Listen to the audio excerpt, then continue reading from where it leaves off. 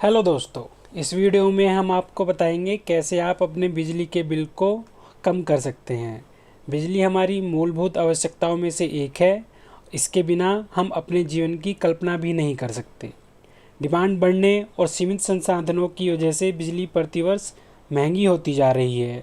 इसके लिए ज़रूरी है हम बिजली की बचत करें और बिजली चोरी होने से रोकें, क्योंकि चोरी की गई बिजली का भुगतान हम सभी को करना पड़ता है। आइए अब बात करते हैं उन तरीकों की जिनसे हम बिजली बचा सकते हैं और अपना बिल कम कर सकते हैं। Number 1, earthing defect. दोस्तों, अर्थिंग डिफेक्ट सबसे आम कारण है जिसे अधिकांश घरों में देखा गया है। केबल में कट होना इसका मुख्य कारण है। कट को अच्छे से सील कर दें। इसमें होता यह है कि आपके घर की वायरिंग कहीं से अर्थिंग ले रही होती है या शॉर्ट सर्किट हो रखी होती है, जिसके कारण बहुत सी बिजली धरती में चली जाती है। हम जानते हैं कि मीटर केवल बिजली के इस्तेमाल को नापता है, ये नहीं नापता कि बिजली कैसे इस्तेमाल की जा रही है। इसका पता भी आपको आसानी से लग सकता है, जैसे पानी की नल या लोहे की ग्रिल में करंट उतरना, फ्रिज, वॉशिंग मशीन या अन्य किसी उपकरण का झटका मारना इसका ही कारण होता है।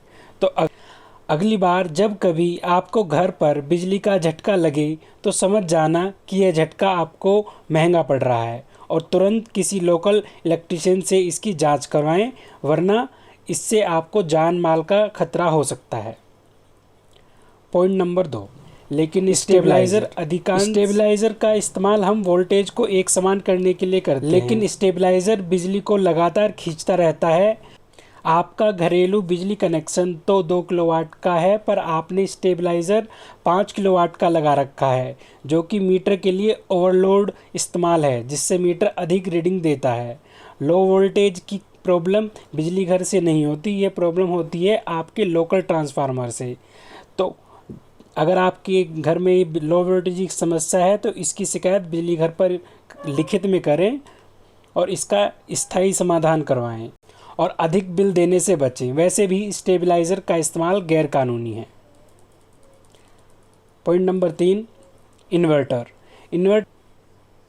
इन्वर्टर भी अधिक ऊर्जा खपत का एक मुख्य कारण है। अब अधिकांश इलाकों में औसतन 16 घंटों से अधिक बिजली आती है और एक डबल बैटरी के इन्वर्टर को चार्ज होने के लिए केवल 6 घंटों की ज़रूरत होती है। बाकी 10 घंटे भी इन्वर्टर बिजली की खपत करता रहता है। अच्छी कंपनी के इन्वर्टर चार्ज होने पर ऑटो ऑफ हो जाते हैं, मगर फिर भी थोड़ी सी बिजली लगातार इस्तेमाल करते रहते हैं। तो ज़रूरत ना होने पर इन्वर्टर को बंद कर दें। बैटरी भी एक समय के बाद ख़राब होने लगती है और ज़्यादा खपत पर कम बैकअप देती है। इससे बचने के लिए अच्छी कंपनी का फुल्ली ऑटोमेटिक इन्वर्टर लें और उसकी बैटरी को अच्छी हालत में रखें। Point number 4, wiring and switches. घर के अंदर इस्तेमाल किए जाने वाले केबल और वायर हर समय बिजली के संपर्क में होते हैं। अगर ये ऊर्जा के अच्छे चालक ना हो तो थोड़ी मगर निरंतर ऊर्जा की हानि का कारण बनते हैं। हमको ज़रूरत अनुसार ही वायरिंग केबल का इस्तेमाल करना चाहिए। कम ऊर्जा वाली चीज़ों के लिए हल्के वायर और अधिक ऊर्जा वाली चीज़ों के लिए जैसे फ्रिज, एसी, हीटर पर अच्छे मोटे केबल का इस्तेमाल करना ज़रूरी है। वायर की धातु इसमें सबसे महत्वपूर्ण कड़ी है। समान काम करने वाले स्विच की कीमत भी उनमें इस्तेमाल होने वाली धातु के कारण ही अलग अलग होती है। तो घर में वायरिंग और फिटिंग करवाते समय सस्ती चीज़ों का प्रयोग ना करें, क्योंकि वो आपको हर दिन महंगी पड़ रही हैं बिजली के बिल के रूप में। Point 5, lighting. रोशनी करने के लिए वो लाइट सबसे अच्छी होती है जो गर्म ना होती हो, और गर्म होने वाली लाइट ऊर्जा की बर्बादी करती है। रोशनी के लिए आज के ज़माने में सबसे उपयोगी चीज़ है एलईडी, यानी लाइट इमिटिंग डायोड। ये एलईडी बहुत छोटी होती है, मगर एक साथ लगाने पर ये बहुत रोशनी देती है और कम से कम बिजली की खपत करती है। एक साधारण बल्ब के सामने इनकी कीमत तो ज़्यादा होती है, पर इनकी उम्र और ऊर्जा बचाने की क्षमता बहुत अधिक होती है, जिससे यह एक साधारण बल्ब से कहीं अधिक किफ़ायती हो जाती है। एलईडी हर तरह के रंगों और आकारों में उपलब्ध होती है जो बहुत सुंदर भी लगती है।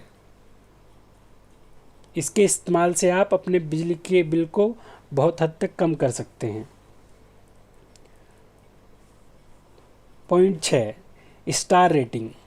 हम 5 स्टार रेटिंग के उपकरण केवल इसलिए नहीं लेते क्योंकि ये हमको खरीदते समय महंगे लगते हैं, परंतु अगर हम 5 साल के बिल और वस्तु की कीमत की तुलना करें तो 5 स्टार रेटिंग वाला फ्रिज 1 स्टार रेटिंग वाले से कहीं ज़्यादा किफ़ायती होगा, अगर उनके इलेक्ट्रिसिटी के बिल को भी कंपेयर किया जाए।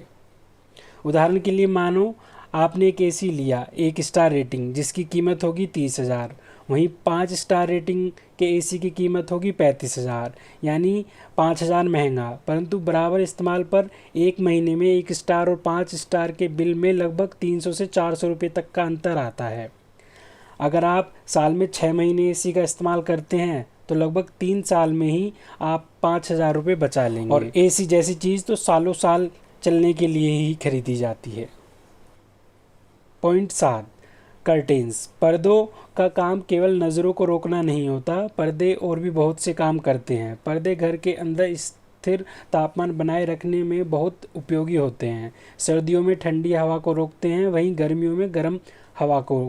प्रत्येक खिड़की और दरवाज़ों पर पर्दों का इस्तेमाल करें अगर अपने घर को सुंदर और वातानुकूलित रखना चाहते हैं, जिससे आपको एसी और फैन की साल में कम दिनों के लिए आवश्यकता महसूस होगी। इसको समझने के लिए आप ग्राउंड फ्लोर और टॉप फ्लोर के तापमान के अंदर का उदाहरण ले सकते हैं। कुछ लोग तो दोहरे पर्दों का इस्तेमाल भी करते हैं, जिसमें एक हल्का होता है रोशनी के लिए और एक गाढ़ा होता है रोशनी और हवा को रोकने के लिए।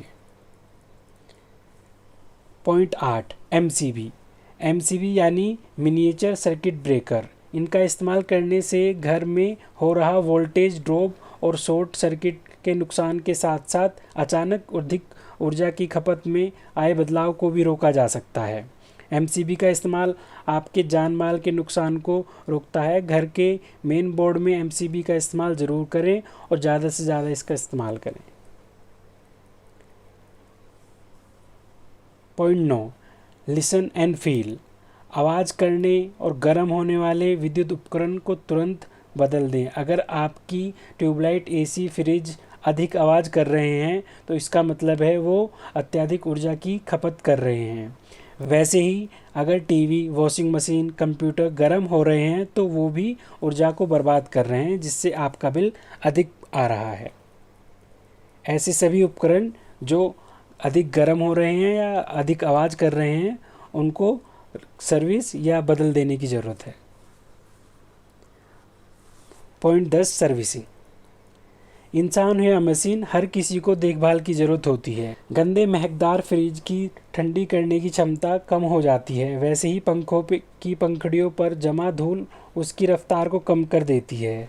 ऐसे सभी उपकरणों को साफ रखें, उनकी धूल को हटा दें और हिलने वाले उपकरणों में तेल या ग्रीस डाल दें। इन सभी नियमों का पालन करने पर आप अपने बिल में आए अंतर को साफ देखेंगे।